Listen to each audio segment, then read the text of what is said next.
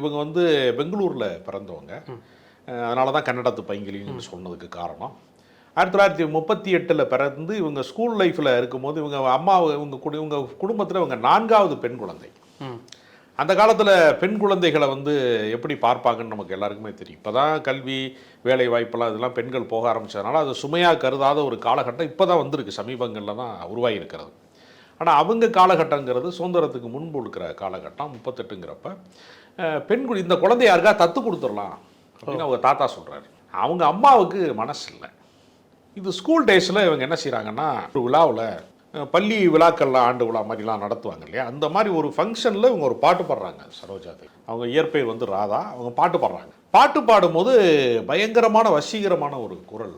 அப்போ இதை வந்து ஒரு சினிமா துறையில் இருக்கக்கூடிய ஒரு இயக்குனராக இருக்கக்கூடியவர், அவர் அந்த நிகழ்ச்சிக்கு கெஸ்ட்டாக வந்திருக்கிறாரு.